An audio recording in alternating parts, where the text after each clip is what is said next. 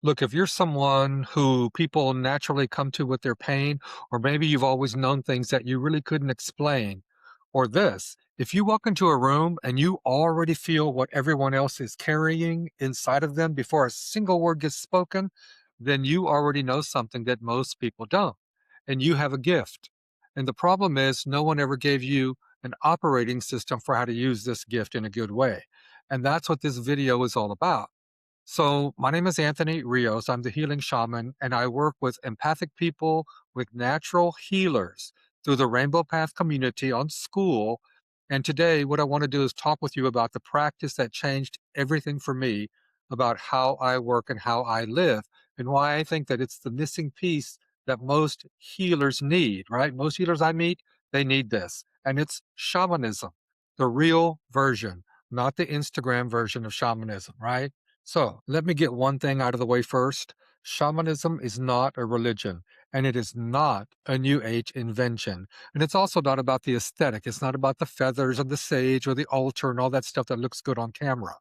Shamanism is humanity's oldest spiritual practice and really oldest spiritual technology. And it exists in virtually every indigenous culture on the earth: Siberia, North America, South America, Africa, Asia. And the techniques are remarkably consistent across all of these places. And it's not because one culture copied another, it's because they were all working with universal spiritual principles. And at the core of all this, it's about one thing: it's about the bridge between our reality and the world of spirits. Because the shaman has always been the person that's been able to walk between the worlds, right? The shaman has always been that person who can walk between the worlds, who can enter what we call non ordinary reality. This is a spiritual dimension that exists right alongside our ordinary world. And then the shaman brings back the information that's needed: healing information, guiding information, spiritual power, lost pieces of someone's soul that got fragmented from some trauma. That's the job of the shamanic practitioner. And the tools of the shaman are simpler than most people think, right? We use rhythmic drumming to go into an intentional, altered state of consciousness. We have relationships with helping spirits, with our power animals, with our ancestral teachers, spirit teachers. These are real relationships with real spiritual beings. Now, look, you don't have to believe anything going into this, right? It's your journey. This is direct revelation. You get to see what happens on the journey. You work with what's real for you. Now, here's something that I say that makes a lot of people uncomfortable. Most of modern spirituality, it's designed to make you feel better temporarily without actually transforming anything. Affirmations without shadow work, manifesting without looking at the trauma underneath what you desire, calling yourself a light worker while your ancestral wounds run the show in the background. That's not healing. That's spiritual bypassing with really good marketing, right? And look, I've watched so many people go to course after course, get another certificate, do an advanced course, do a long weekend, do this, do that, and they're still blocked. They're still drained. They're still stuck and unable to fully show up with their healing gifts that they carry. And the reason is usually the same thing: you cannot think your way into energetic sovereignty. You have to journey there and get the information and the healing that you need first. Look, cognitive approaches, they work. They work with the conscious mind and they're valuable, but they cannot touch the deeper layers of our soul, the ancestral patterns, the soul fragments that are lost to trauma. So, those energetic cords that are draining your power and have nothing to do with your everyday thoughts. So, shamanic practices, shamanic work goes where psychology cannot reach. It works with the spiritual roots of the problems, not just the mental issues, right? If people naturally come to you with their pain, if you're the one friends call during a crisis, if you can feel what others feel before they name it, and if you've always known things that you probably shouldn't know, then I say you are a natural healer. Whether you claim that title or not, you have a gift and you're being called to heal. And here's what so many empathic people and healers don't understand: the gift, the gift is not the problem. It's lack of training, lack of training. So without shamanic skills, you're probably absorbing all kinds of energy and you don't know how to release it. And you leave every interaction a little bit more depleted than when you started. So if you're working without spiritual support, if you're trying to heal from your own reserves instead of channeling power from our helping spirits, compassionate spirits who are there specifically to work with you, then you're missing this ancestral layer of what your clients are carrying. See? Because you're only treating the surface wound while the roots stay intact. We've got to get to the root. And you probably have energetic boundaries that are built around walls and not sovereignty, which means it's very brittle and they can be very expensive and they cost you real connection. They cost you real connection. So shamanic practice gives you what I call the operating system, the tools to help you work safely with the healing gifts that you already have. And spiritual support, so you're not doing this alone. You are not doing this alone. And you have energetic boundaries that are built from spiritual power and not from fear. So look, this is not about becoming something or someone new. It's about finally having what you needed all along. So look, what does a shamanic practice actually involve for today's modern healers? Well, one is simple. One is journeying. It's a foundational piece.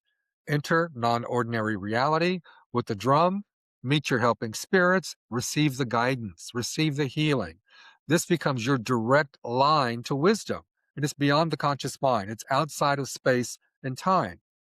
When you have your power animal, you work with the power animal, right? Connecting with your primary helping spirit. This power animal is the spirit who brings you protection, your healing medicine, and your guidance specific to you and your path and what you're doing. Again, you're not doing this work alone. So we also deal with ancestral healing. You got to work with your lineage to heal patterns that have blocked your family for generations. Now, when the root heals, the pattern stops. It cannot regenerate. This is deep ancestral. This is deep work. Ancestral healing, generational healing is deep work. It's beautiful work. But and when it gets done, the pattern stops. The pattern stops, right? The other thing that we work with is soul retrieval. This is also an advanced shamanic practice, but it's recovering parts of yourself that have been lost to trauma, to wounding, to overwhelming experiences, to the moment where something in you had to go somewhere else in order to survive. And the soul retrieval, using the shamanic method of a soul retrieval, is about you becoming whole, returning all of you, becoming whole again and not just functional. Okay, it's very important. It is advanced work, and this is something I teach in the Rainbow Path.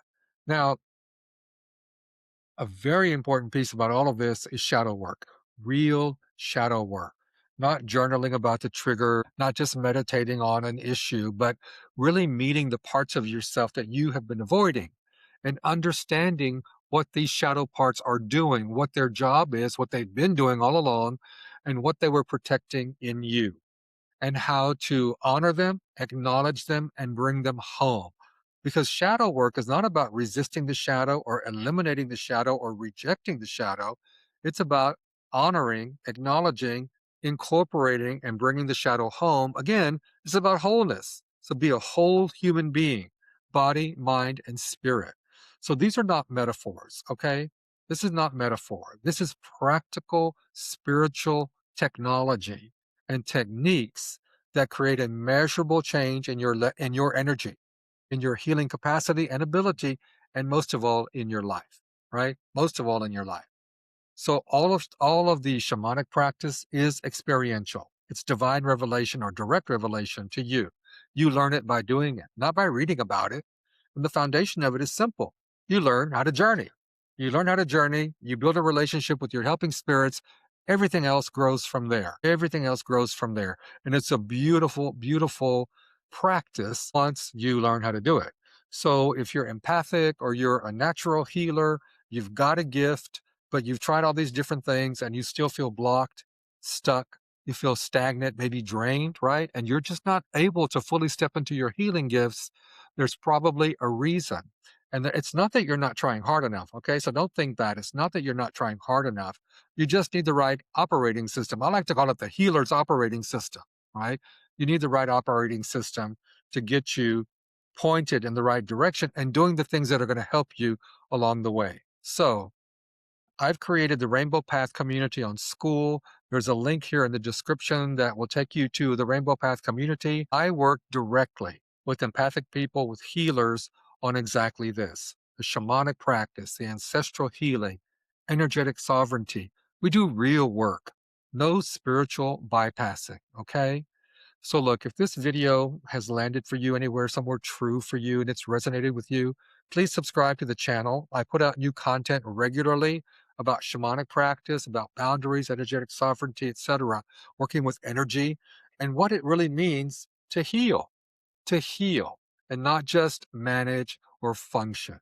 So, subscribe to the channel, check out the Rainbow Path community, and do leave a comment. Tell me where you felt this. I love to read the comments, and I do read them. So, again, my name is Anthony Rios, the Healing Shaman, the creator of the Rainbow Path. Come see what we're doing, and I'll see you in the next video. And thank you very much for listening and for watching.